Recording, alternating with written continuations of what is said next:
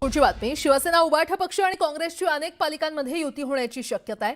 नाशिक, पुणे आणि नागपूरमध्ये दोन्ही पक्षांच्या युतीची चर्चा सुरू आहे. तर मनसे आणि काँग्रेसच्या छुप्या युतीचे संकेत दिले जात असल्याची सूत्रांची माहिती आहे. शिवसेना उबाठाच्या कोट्यातील जागा मनसेला देण्याची चर्चा सुरू आहे. मात्र मुंबईमध्ये काँग्रेस स्वबळावर लढण्याच्या निर्णयावर ठाम आहे.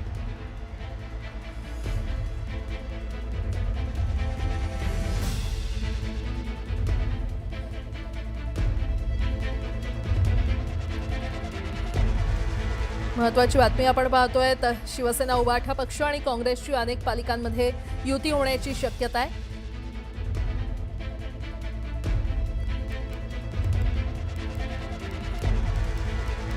आणि या संदर्भात अधिक माहिती देत आहेत आमच्या प्रतिनिधी सुस्मिता भदाणे आपल्यासोबत जोडल्या गेलेल्या आहेत. सुस्मिता, अनेक अर्थांनी ही युती महत्वाची म्हणावी लागेल. एकीकडे ठाकरे बंधूंनी एकत्र येण्यासाठीची घोषणा केल्यानंतर काँग्रेस आणि महाविकास आघाडीचा महत्त्वाचा घटक पक्ष म्हणजे राष्ट्रवादी काँग्रेस शरदचंद्र पवार यांच्या पक्षासोबत तिन्ही पक्षांनी एकत्र यायचं अनेक ठिकाणी म्हटलेलं आहे. आणि थेटपणे मनसेला सोबत घेण्याबाबत काँग्रेसनं कोणत्याही पद्धतीची भूमिका घेतलेली नाही.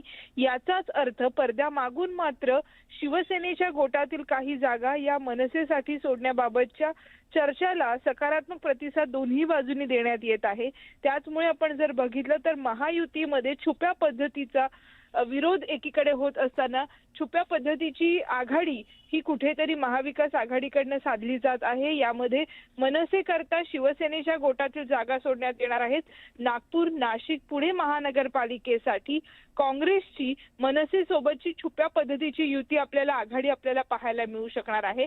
ज्यामध्ये विशेष करून आपण जर बघितलं तर शिवसेनेच्या नेत्यांकडनं मनसेच्या बाबतीत भूमिका मांडली जाईल. मनसेला जागा दिल्या जातील.